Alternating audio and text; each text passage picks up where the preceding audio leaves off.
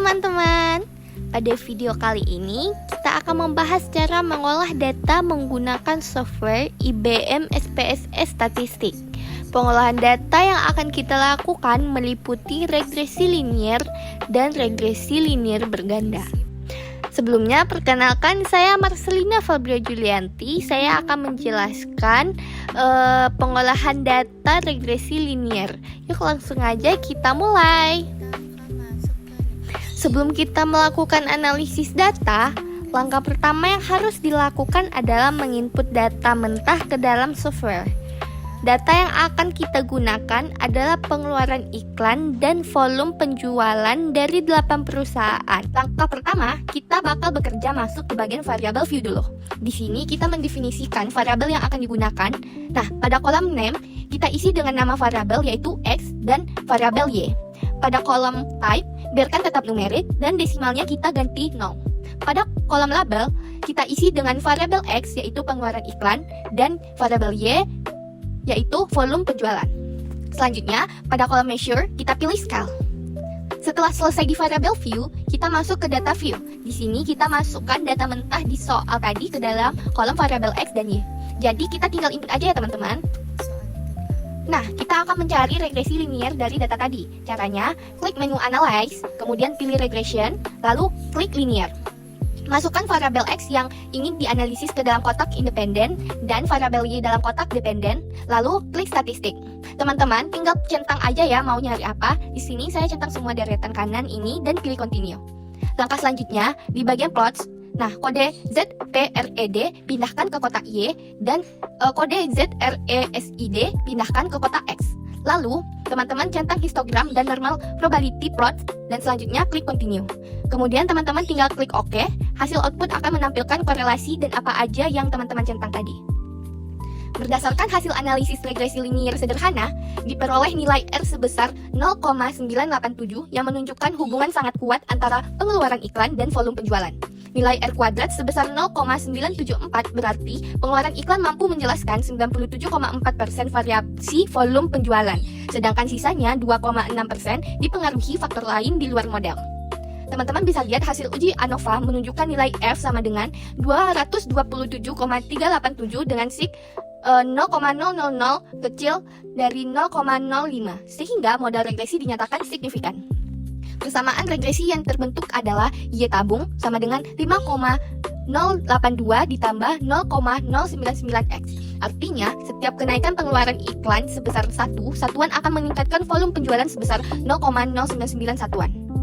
Nilai VIF yaitu 1000 menunjukkan tidak terdapat masalah multikolinearitas dalam model. Dari sisi uji asumsi klasik, histogram residual mendekati kurva normal dan titik-titik pada normal PP plot tersebar di sekitar garis diagonal, sehingga asumsi normalitas terpenuhi. Pada scatter plot juga menunjukkan titik-titik penyebaran tanpa pola tertentu, dan berarti tidak terjadi heteroskedastisitas. Dengan demikian dapat disimpulkan bahwa pengeluaran iklan berpengaruh positif dan signifikan terhadap volume penjualan, dan model regresi ini layak digunakan untuk analisis lebih lanjut. Demikian tutorial pengolahan data regresi linier sederhana dari saya. Selanjutnya itu akan dijelaskan oleh teman saya, yaitu regresi linier berganda. Nah, sebelumnya aku udah punya contoh data untuk analisis regresi linier berganda ini. Data-data ini akan kita input ke dalam SPSS. Yang pertama kita masuk ke variable view dulu. Nah, kita bisa lihat kan ada kolom-kolom di mana ada name, type, width, dan lain-lain. Untuk mengisi kolom-kolom ini kita akan lihat data yang kita punya terlebih dahulu. Di data ini ada 4 variabel yang dimana ada 3 variabel bebas dan 1 variabel terikat. Selanjutnya kita masuk untuk mengisi kolom name. Di sini tinggal isi sesuai dengan nama variabelnya. Harga sebagai X1, pengeluaran iklan sebagai X2, diskon sebagai X3, dan volume penjualan sebagai Y. Nah, di bagian type biarkan numerik karena data yang digunakan berupa angka. Untuk width juga kita biarkan default saja. Lalu di bagian decimals kita lihat angka yang kita punya. Di sini di kolom harga itu angka desimal yang dimana 2 angka di belakang koma. Maka kita isi 2. Dan di pengeluaran iklan juga angkanya desimal, 1 angka di belakang koma. Maka di pengeluaran iklan yang dimana sebagai X2 kita akan ubah menjadi 1. Juga kita bisa lihat bahwa diskon itu bukan angka desimal, jadi akan kita ubah menjadi 0.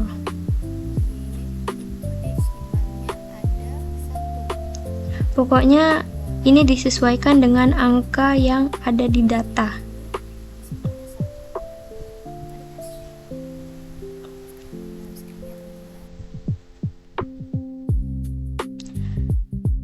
Selanjutnya di kolom label, kalian bisa isi nama lengkap dari masing-masing variabel supaya nanti lebih mudah dikenali. Nah, sesuai yang awal aku sebut, X1 itu sebagai harga, X2 itu sebagai pengeluaran iklan, X3 itu diskon, dan Y itu sebagai penjualan. Nah, selanjutnya untuk align, aku biasanya pakai yang center, jadi akan aku ubah semuanya menjadi center. Untuk bagian measure, kita pilih menjadi scale. Kalau semua variabel udah selesai dibuat, sekarang kita pindahkan data-data kita tadi ke data view. Jadi tinggal masukin data responden sesuai masing-masing variabel. Oke guys, karena semua data udah selesai kita masukin, sekarang kita lanjut ke proses analisis regresi linear berganda. Sekarang klik analyze, pilih regression, lalu klik linear. Nah, masukkan Y ke dalam dependent. Di sini sebenarnya aku punya 3 variabel bebas, yaitu X1, X2, dan X3. Tapi biar kalian lebih gampang ikutinnya, aku bakal contohin dulu analisis menggunakan 2 variabel bebas. Setelah itu baru kita tambahkan X3-nya, biar kalian bisa lihat perbedaan output yang dihasilkan. Nah, kemudian masukkan X1 dan X2 ke bagian independen. Kalau udah, klik OK. Nah, ini adalah hasil regresi dengan 2 variabel bebas, yaitu X1 dan X2. Di sini kalian bisa lihat tabel model summary, ANOVA, dan coefficients. Sekarang kita coba tambahkan 1 variabel bebas lagi, yaitu X3, buat lihat apakah hasil analisisnya berubah atau enggak. Balik lagi ke menu regression di bagian independence, tinggal tambahkan X3-nya. Jadi sekarang variabel bebasnya ada X1, X2, dan X3. Lalu klik OK. Nah, sekarang output yang muncul adalah hasil regresi dengan 3 variabel bebas, yaitu X1, X2, dan X3. Kalau kita bandingkan dengan output sebelumnya, kita bisa lihat ada beberapa nilai yang berubah, seperti R-square, hasil uji F, maupun hasil uji T pada tabel coefficients. Perubahan ini terjadi karena sekarang model regresinya menggunakan tambahan 1 variabel bebas, yaitu X3. Nah, ini aku interpretasi yang 2 variabel dulu, nanti dimasukin setelah output yang pertama ya. Nah, dari output ini kita bisa interpretasikan. Untuk mengetahui koefisien regresi berganda, kita bisa lihat di coefficients. Intercept B0 sebesar 109,685. Artinya ketika harga dan pengeluaran iklan besarnya 0, volume penjualan sepeda motor sebesar 109,685 juta. Besarnya koefisien regresi harga B1 sebesar min 7,360, yang artinya ketika harga naik atau turun sebesar 1 juta rupiah, maka nilai penjualan akan naik atau turun sebesar min 7,360 juta dengan asumsi pengeluaran iklan 0. Besarnya koefisien regresi pengeluaran iklan B2 sebesar 5,093. Artinya ketika pengeluaran iklan naik atau turun sebesar 1 juta, maka nilai penjualan akan naik atau turun sebesar 5,093 dengan asumsi harga 0. Besarnya standard error of coefficients regresi masing-masing sebesar 12,709, 2,069, dan 1,597. Untuk mengetahui koefisien determinasi, kita bisa lihat di model summary. Nah, besarnya koefisien determinasi sebesar 0,593 dan besarnya koefisien determinasi yang disesuaikan sebesar 0,546. Nilai koefisien determinasi yang disesuaikan lebih kecil dari nilai koefisien determinasi. Nilai koefisien determinasi sebesar 0,593 mempunyai makna bahwa variasi penjualan komputer dijelaskan oleh variasi harga dan pengeluaran iklan sebesar 59,3%. Sisanya sebesar 40,7% dijelaskan oleh variabel lain. Untuk menghitung uji F, kita bisa lihat di ANOVA. Nah, dari sini kita bisa lihat nilai F hitung 12,402 lebih besar daripada nilai F kritis sebesar 3,59 sehingga menolak hipotesis 0. Kesimpulannya, harga dan pengeluaran iklan secara bersama-sama berpengaruh terhadap volume penjualan sepeda motor. Pada video kali ini, kita akan melakukan uji korelasi person menggunakan SPSS. Uji korelasi person digunakan untuk mengetahui apakah terdapat hubungan antara dua variabel, sekaligus melihat arah dan kekuatan hubungan tersebut. Sebelum melakukan analisis, pastikan data yang akan digunakan sudah diinput ke SPSS. Pada contoh kali ini, kita akan menggunakan dua variabel, yaitu variabel X dan variabel Y, yang masing-masing berisi data dari beberapa responden. Langkah pertama, kita masuk ke bagian variabel view. Di sini, kita mendefinisikan variabel yang akan digunakan. Pada kolom name, masukkan nama variabel, misalnya X untuk variabel pertama dan Y untuk variabel kedua. Pada kolom tipe, biarkan tetap numerik. Kemudian, ubah desimal menjadi 0 apabila data berupa bilangan bulat. Selanjutnya, pada kolom label, kita dapat memberikan keterangan sesuai nama variabel, misalnya motivasi belajar untuk variabel X dan hasil belajar untuk variabel Y. Terakhir, pada kolom measure, pilih scale, karena korelasi person digunakan untuk data berskala interval atau rasio. Setelah selesai mengatur variabel, kita masuk ke data view. Di sini, kita memasukkan data masing-masing responden ke dalam kolom variabel X dan variabel Y. Selanjutnya, kita akan melakukan uji korelasi person. Caranya, klik menu Analyze, kemudian pilih Correlate, lalu klik Bivariate. Masukkan variabel X dan Y ke dalam kotak variabel. Pastikan metode korelasi yang dipilih adalah person. Kemudian, pastikan opsi Two-Tailed tetap dipilih apabila kita ingin menguji hubungan dua arah. Setelah itu, klik OK. Setelah proses selesai, SPSS akan menampilkan tabel correlation.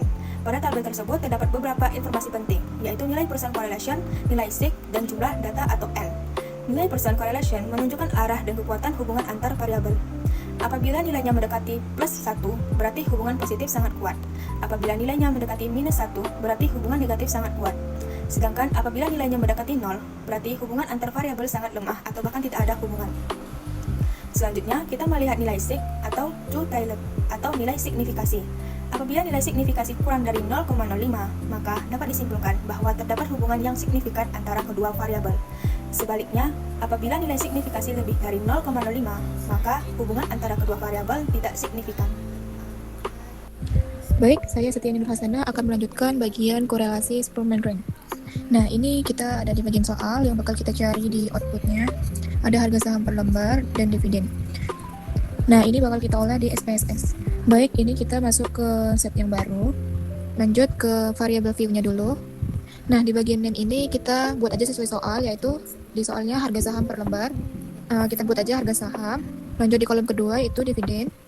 Desimalnya 0, semuanya 0. Lalu labelnya itu sesuai name-nya aja, harga saham per lembar. Sama juga dividen. Legend kita ubah jadi center semua. Measure-nya scale. Dua-duanya scale. Selanjutnya masuk ke data view. Nah, di sini sudah ada kolom harga saham dan dividen. Langsung aja kita masukkan soalnya, yaitu yang pertama 2000, yang kedua 6400, dan selanjutnya sampai selesai. Nah, ini kita udah masukin semua sesuai soal. Lanjut aja ke Analyze, Correlate, lalu klik Bivariate. Setelah itu muncul jendela pengaturan seperti ini. Nah, lalu pindahkan variabel yang akan diuji ke dalam kotak variabel. Pada penelitian ini, jika sebelumnya menggunakan metode person, maka pada tahap ini kita memilih atau mencentang Spearman, klik OK. Nah, muncullah outputnya yang bakal seperti ini ya teman-teman. Nah, berdasarkan hasil pengolahan data, diperoleh nilai koefisien korelasi sebesar 0,894 antara variabel harga saham per lembar dan dividen. Nilai tersebut menunjukkan bahwa hubungan antara kedua variabel termasuk sangat kuat dan bernilai positif. Artinya, ketika nilai dividen meningkat, maka harga saham cenderung ikut meningkat, dan begitu juga sebaliknya. Kemudian pada bagian nilai signifikansi atau sig, dua tail diperoleh nilai 0,000 yang lebih kecil dari 0,05. Sehingga dapat disimpulkan bahwa terdapat hubungan yang signifikan antara harga saham per lembar dengan dividen. Jumlah data atau sampel yang digunakan pada pengolahan ini sebanyak 10 data. Demikian penjelasan mengenai pengolahan data menggunakan metode regresi linier sederhana, analisis regresi linier berganda, korelasi person, dan korelasi Spearman Rank. Semoga penjelasan yang telah kami sampaikan dapat membantu teman-teman semua untuk memahami proses analisis data menggunakan SPSS. Terima kasih sudah menonton dan sampai jumpa pada kesempatan berikutnya.